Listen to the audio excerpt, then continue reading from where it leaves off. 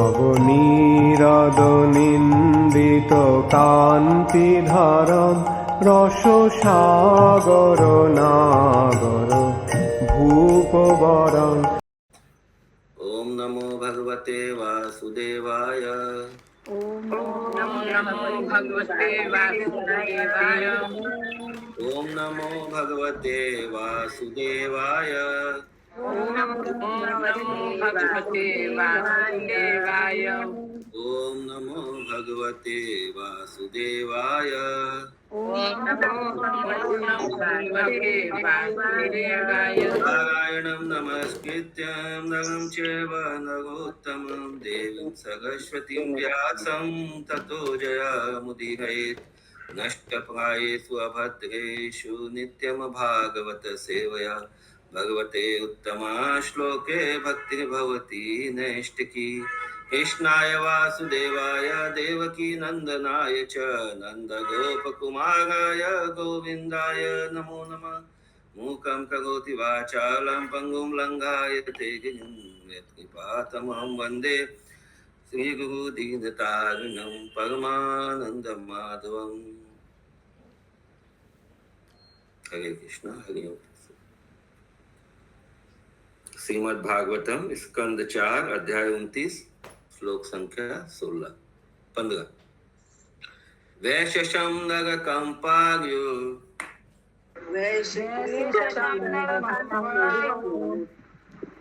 लुब्धक अंधो में तुम्हें सुनो।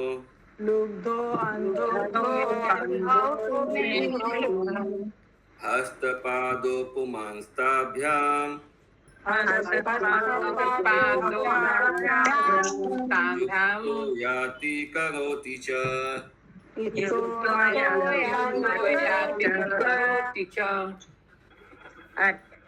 जब यह कहा जाता है कि पुरंजन वैश्य जाता है, वैश्य जाता है, तो इसका अर्थ है कि वह नरक जाता है। इसके साथ लुब्धक रहता है जो गुदामार्ग कर्मेंद्री है। इसके पूर्व मैंने 2 अंधे साथियों का भी उल्लेख किया गया था। इन्हें हाथ तथा पांव समझना चाहिए। जीव हाथ तथा पांव की सहायता से सभी प्रकार के कार्य करता और इधर उधर जाता है। ठीक है। अंतःपुरं च हृदयं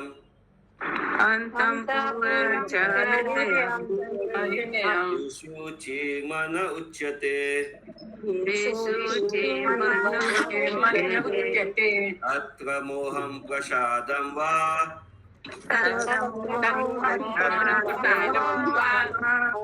हर्षं प्राप्नोति तद्गुणे।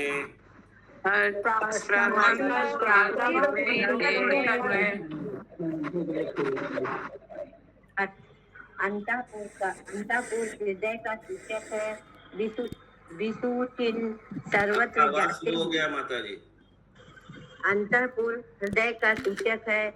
विसूचिन सर्वत्र जाते हुए मन को बताने वाला जीव मन के भीतर प्रकृति के गुणों का भोग करता है। ये सारे प्रभाव कभी मोह उत्पन्न करते हैं तो कभी संतोष तथा उल्लास।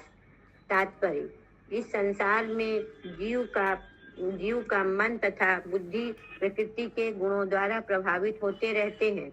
इन गुणों की संगति के अनुसार मन इधर उधर जाने का आदी हो जाता है। उसी के अनुसार हृदय संतोष, उल्लास या मोह का अनुभव करता है। वास्तव में जीव निष्क्रिय रहता है। प्रकृति के गुण ही मन तथा हृदय पर कार्य करते हैं और जीव उनके फलों का भोग करता है। श्रीमद् भागवत 3.27 में कहा गया है, प्रकृति क्रियामणानि गुणकर्मणि सर्वशः अहंकार विमूढ़ात्मा कर्ता इति मन्यते। मोहग्रस्त आत्मा प्रकृति के तीनों गुणों के वश में होकर अपने को समस्त कर्मों का कर्ता मानता है, जबकि वास्तव में वे प्रकृति द्वारा संपन्न होते हैं। हरे। तो मन को कंट्रोल करके, प्रकृति के 3 गुणों से मन को कंट्रोल करके प्रकृति द्वारा ही सब कार्य किए जाते हैं, लेकिन जीव अपने आप को कर्ता मान बैठता है। अहंकार मतलब ये मिथ्या अहंकार है, अपने आप को कर्ता मान। और फिर उसके जो फल है उनसे वो अपने आप को आसक्त कर लेता है, उसके कारण सुख दुख और इसका अनुभव कर पीड़ा का अनुभव करता ये श्लोक तो प्रभु गीता का है ना? है। हाँ, श्रीमद् भागवत लिखा है। कहाँ लिखा है भागवत? हाँ, और गलत गीता लिखा हुआ। श्रीमद् भागवत गीता लिखना भूल गया। नहीं प्रभु जी, मेरे बुक में लिखा हुआ है। अच्छा, तो अपडेटेड वर्जन होगा, ये पुराना वर्जन का प्रिंट है।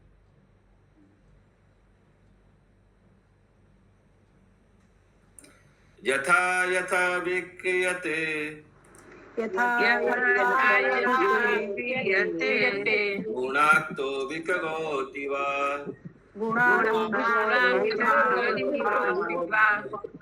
तथा तथोपदृष्टात्मा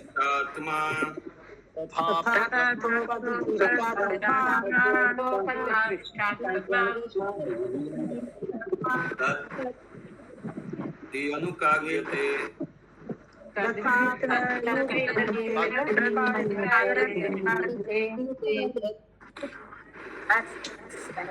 पहले यह बताया जा चुका है कि रानी मनुष्य माता जी, आपका आवाज बहुत स्लो हो गया है।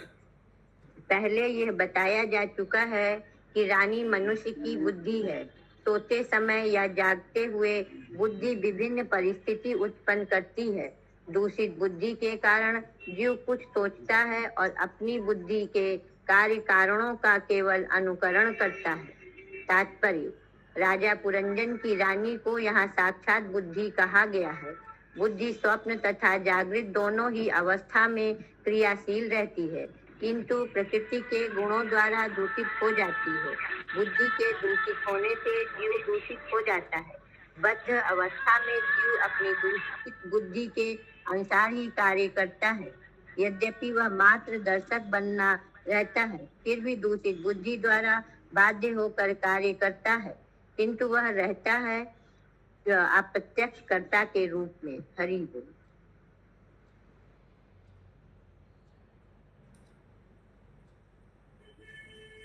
कोई प्रश्न है किसी को?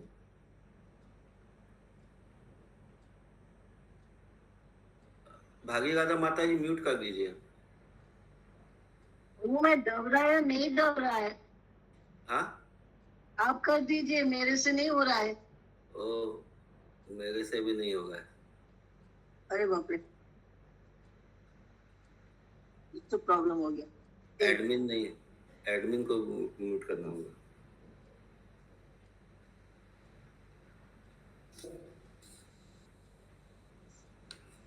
श्लोक संख्या 18, 19, 20।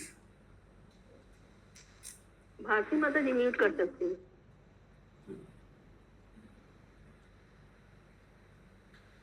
देहो रथ तु इंद्रियाश्च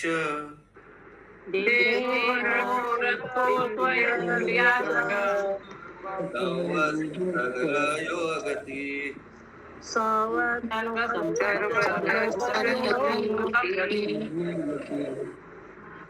त्रिकर्म चक्र त्रिगुणध्वज दिव्य कर्म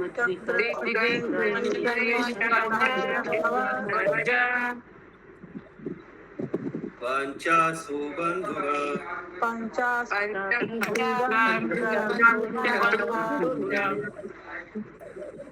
मनोरश्मि बुद्धि सुतो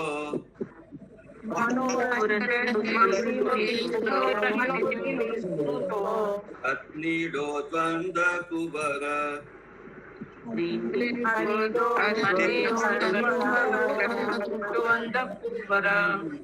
पंचेन्द्रियार्थ प्रक्षेप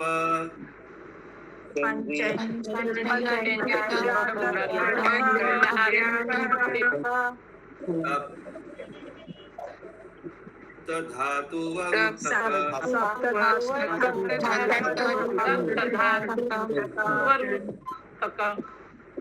आकृति विमुद्रा हो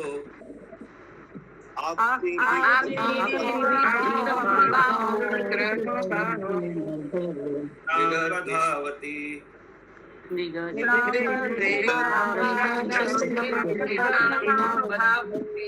तारसेन्द्रिय चमु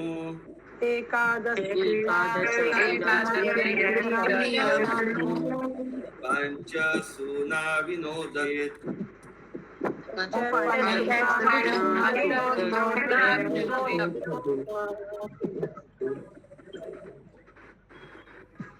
नारद मुनि ने आगे कहा, जिसे मैंने रथ कहा था वह वास्तव में शरीर है।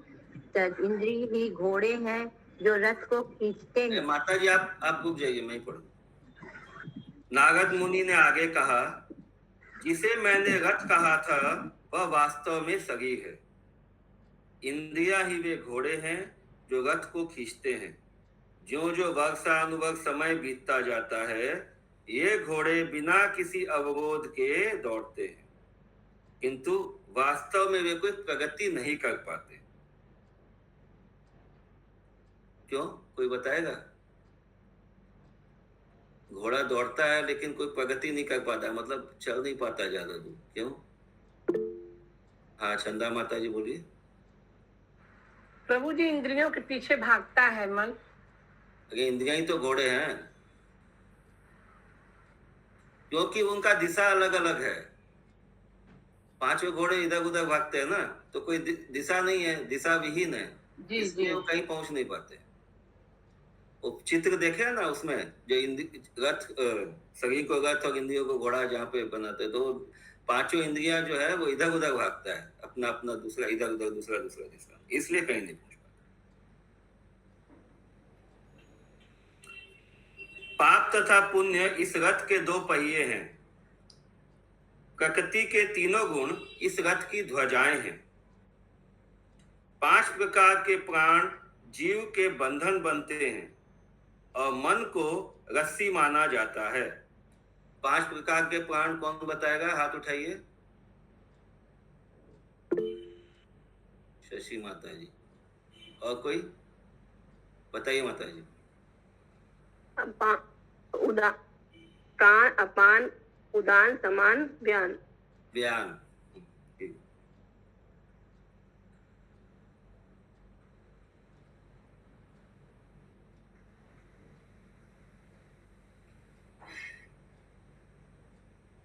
तो 5 प्रकार के प्राण जीव के बंधन बनते हैं और मन को रस्सी माना जाता है।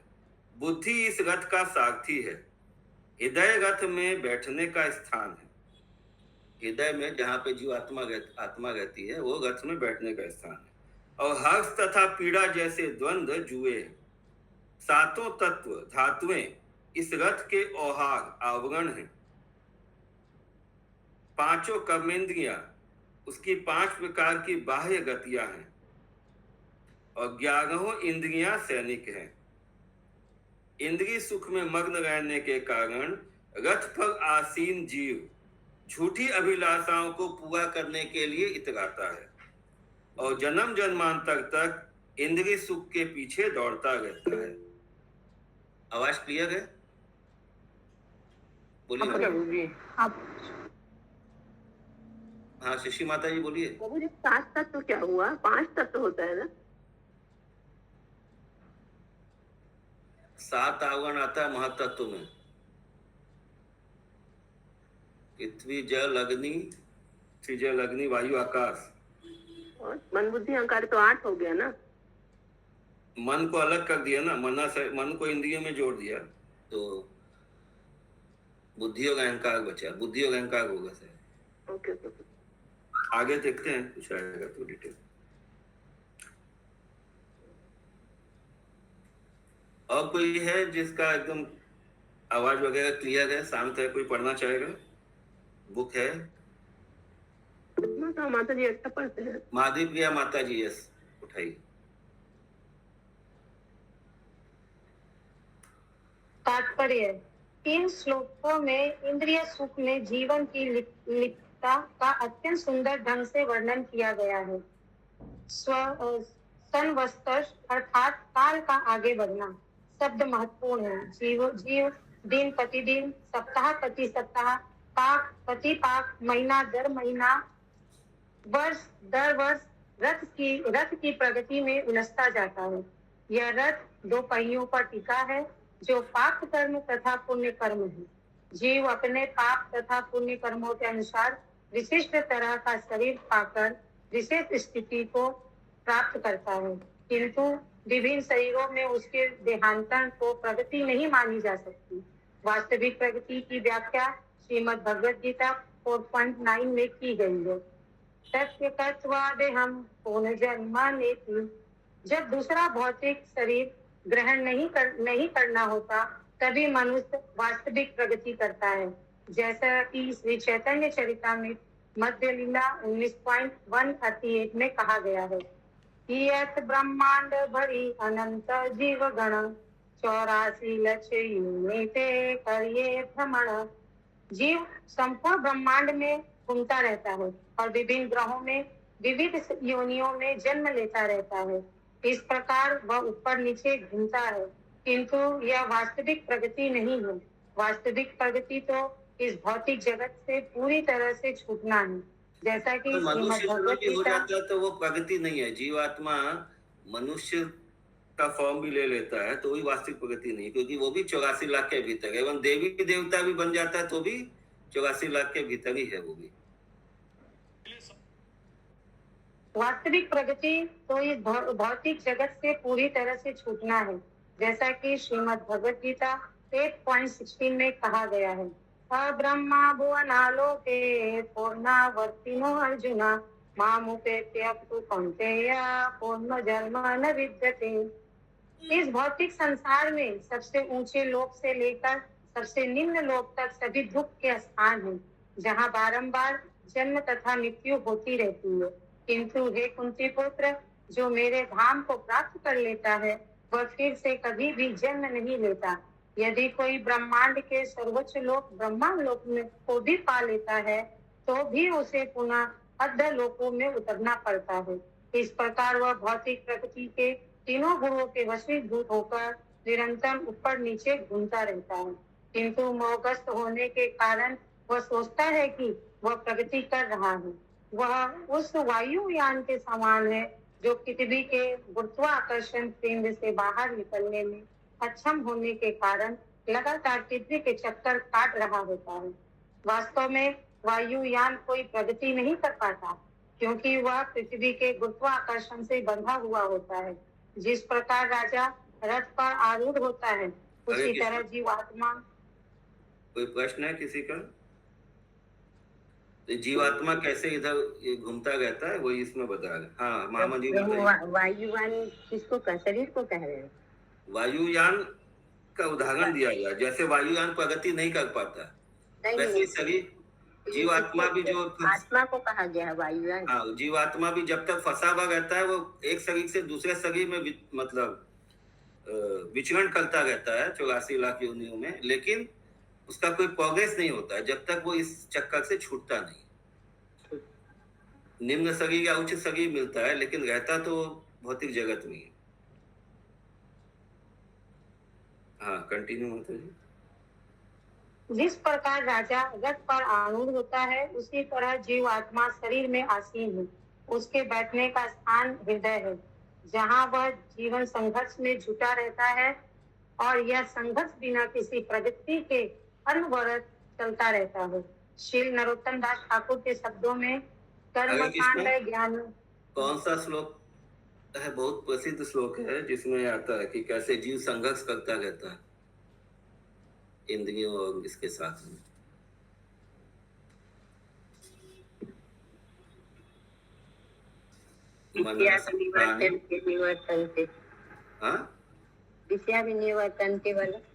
नहीं, मनसष्ठानि इंद्रियाणि प्रकृते स्थानि कर्षति। ममेवांसो जीवलोके जीवभूत सनातन मम मनसष्ठानि इंद्रियाणि प्रकृते स्थानि कर्षति। प्रकृति में हर समय ये संघर्ष करता रहता है। हाँ कंटिन्यू माता जी। श्री नरोत्तम दास ठाकुर के शब्दों में कर्म कांड, ज्ञान कांड, केवल भीषण भांड, अमृत बलिया एक पाठ। प्रभु जी ऐसे ही पढ़ेंगे ना? कर्म कांड, ज्ञान कांड, केवल अभिषेक भांड, अमृत बलिया जे खाए, नाना जोनी सदा फिरे कदब जो भक्षण करे, सागर जन्म अधोपाते जाय। कर्म कांड तथा ज्ञान कांड के प्रभाव में आकर जीव अत्यधिक संघर्ष करता है और एक के बाद एक विविध योनियों में वह विभिन्न शरीर प्राप्त करता रहता है। वह सभी प्रकार के रहित भोजन करता है और अपने सुख भोग के कार्यों द्वारा धिक्कारा जाता है। यदि कोई सचमुच जीवन में प्रगति करना चाहता है तो उसे कर्म कांड तथा ज्ञान कांड की विधियों को त्याग देना चाहिए। कृष्ण चेतना में स्थिर होने पर मनुष्य जन्म तथा मृत्यु के बंधन तथा व्यर्थ जीवन संघर्ष से मुक्त हो सकता है। यहाँ पर मिक्र त्रिशाम प्रधावती पद अत्यंत महत्वपूर्ण है, क्योंकि जीव इस प्रयास से प्रभावित होता है। वह उस मृग की तुल्य है। यहाँ पर मिग्र तृष्णाम प्रधावती, हाँ, मिग्र तृष्णाम प्रधावती पद अत्यंत महत्वपूर्ण है, क्योंकि सबको, किसी को नहीं पता है तो हाथ उठाइए। ठीक है, आगे बढ़िए। क्योंकि जीव इंद्रिय सुख के प्रयास से प्रभावित होता है। वह उस मिग्र के तुल्य है जो मरुस्थल में पानी की खोज के लिए निकलता है। मरुस्थल में पशु द्वारा, प्रभु जी, मृग तृष्णा प्रधावती मतलब? मृग तृष्णा मतलब जैसे मृग है ना, इसमें क्या बोलते हैं उसको, रेगिस्तान में पानी खोजता रहता है, तो वैसे ही जीव सुख खोजता रहता है इस संसार में। प्रधावती का एग्जैक्ट मीनिंग नहीं पता है। किसी चीज के पीछे दौड़ना, भागना। हाँ, किसी चीज के पीछे भागना, मृग तृष्णा के पीछे दौड़ना। करेक्ट। जैसे मृग दौड़ता रहता है, उसको एक्चुअली क्या होता है कि वो लाइट मतलब लाइट और एयर का जो रिफ्लेक्शन से उसको लगता है कि पानी है, दिखता है, पानी होता नहीं। वो समझ वह उस मृग के तुल्य है जो मरुस्थल में पानी की खोज के लिए निकलता है। मरुस्थल में पशु द्वारा पानी की खोज व्यर्थ जाती है। सचमुच में वहाँ पानी तो रहता नहीं। हाँ, पशु उसे ढूंढने के प्रयास में अपने प्राणों की बलि जरूर चढ़ा देता है। प्रत्येक व्यक्ति यह सोचकर भावी और एक एग्जांपल देते हैं प्रभुपाद इसमें, और एक जीव का, एक जानवर का एग्जांपल देते हैं। अंजना माता जी बोलिए। मूढ़ा, हाँ, गधे का।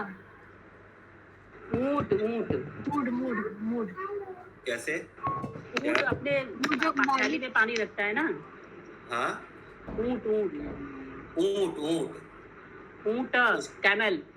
कैमल। हाँ, क्या बात, आगे बताइए कैसे?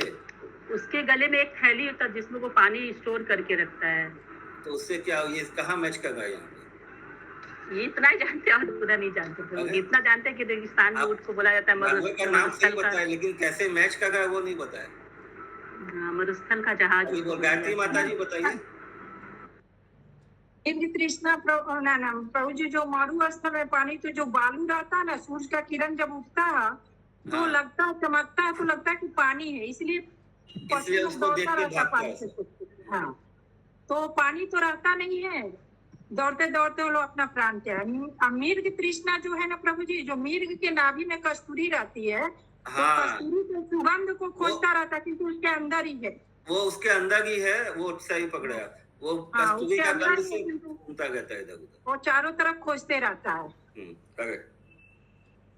तो रहता उसी के पास में, लेकिन वो खोजते खोजते वो परेशान होता है। तो ऊंट का उदाहरण भी देते प्रभुपाद कि ऊंट जो है वो कांटा चबाता रहता है, कांटा चबाता है, उसी के मुंह का खून उस पर आता है, उसी को स्वाद मिलते रहता है, वो कांटा ही चबाते रह जाता है। हाँ, उसके स्वाद के चक्कर में, और अपने आप को मतलब घायल कर देता है।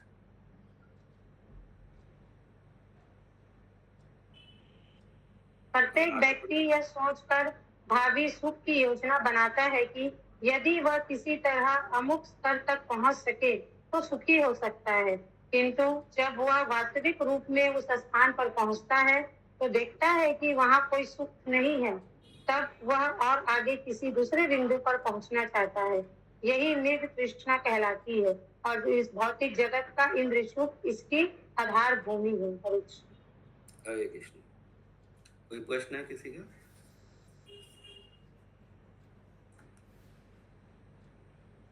संवत्सर चंडवेग संवत्सरः चण्डवेगः कालो येनोपलक्षित कालो येनोपलक्षिता तस्यायानिह गंधर्वा गंधर्व्यगात्रय स्मृता स्वागन्त्यायु परिक्रान्त्या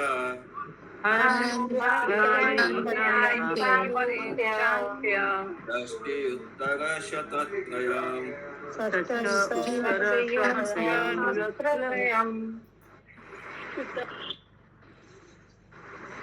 जिसे पहले चंडवेग अर्थात शक्तिशाली काल कहा गया था, वह दिन तथा रात से बना है, जिनके नाम गंधर्व और गंधर्वी हैं। शरीर की आयु दिन तथा रात के बीतने से क्रमशः घटती जाती है, जिनकी संख्या 360 है। 360 दिन क्या होगा? तात्पर्य परिक्रांत्या शब्द का अर्थ है भ्रमण करके। जीव अपने रथ पर वर्ष के 360 दिन तथा रात भ्रमण करता रहता है। जीवन के इन 360 दिन तथा रातों को पूरा करने हेतु किए गए वृथा कर्म को जीवन की प्रगति मान लिया जाता है। तो यदि इसमें किष्ट भावना अमृत नहीं है, ये जो समय व्यतीत हो गया तो वो सारा वेस्टेज है, व्यर्थ है। काल कन्या जगा साक्षात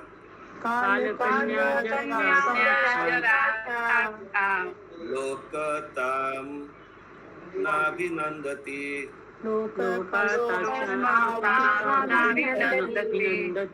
स्वसारं जगृहे मृत्यो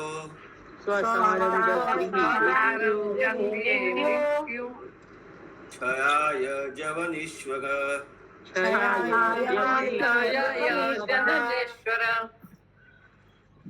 अनुवाद जिसे काल कन्या कहा गया है, उसे वृद्धावस्था जरा समझना चाहिए। कोई भी वृद्धावस्था नहीं स्वीकार करना चाहता, किंतु यवनराज जो साक्षात मृत्यु है, जरा वृद्धावस्था को अपनी बहन के रूप में स्वीकार करता है।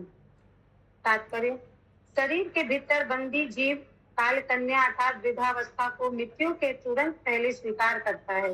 यवनराज मृत्यु अर्थात यमराज का प्रतीक है। यमराज के पास जाने के पूर्व जीवात्मा जरा अर्थात वृद्धावस्था को स्वीकार करता है, जो यवनराज की बहन है। अपवित्र कार्यों के फलस्वरूप मनुष्य यवनराज तथा उसकी बहन के वश में आ जाता है। जो लोग कृष्ण भक्ति करते हैं और श्री नारद मुनि द्वारा बताई गई भक्ति में सेवा में लगे रहते हैं, उन्हें यवनराज तथा उसकी बहन जरा से प्रभावित नहीं होना पड़ता। कृष्ण भक्त होकर मनुष्य मृत्यु को जीत लेता है। इस भौतिक शरीर को छोड़ने के बाद उसे दूसरा भौतिक शरीर धारण नहीं करना पड़ता। वह घर को अर्थात श्री भगवान के पास वापस जाता है। इसकी संतुष्टि श्रीमद् भगवत गीता 4.9 में हुई है। भगवत गीता 4.9 कौन बोलेगा? हाथ खड़ा कीजिए।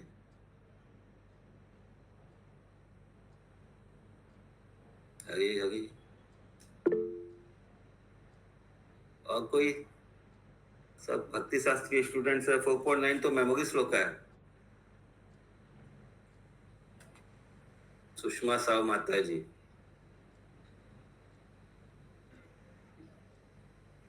सुषमा माता जी बोलिए फर्स्ट लाइन। जन्म कर्म च मे दिव्यम एवं योगेति तत्वतः। माता जी दूसरा लाइन। त्यक्त्वा देहं पुनर्जन्म नैनमामेति सो अर्जुन। नेति मामेति सो अर्जुन। त्यक्त्वा देहं पुनर्जन्म नेति मामेति सो अर्जुन। तो भगवान डिक्लेयर करते हैं कि जो उनके दिव्य जन्म कर्म को समझ जाता है, वो वापस इस धरा में जन्म नहीं लेता है।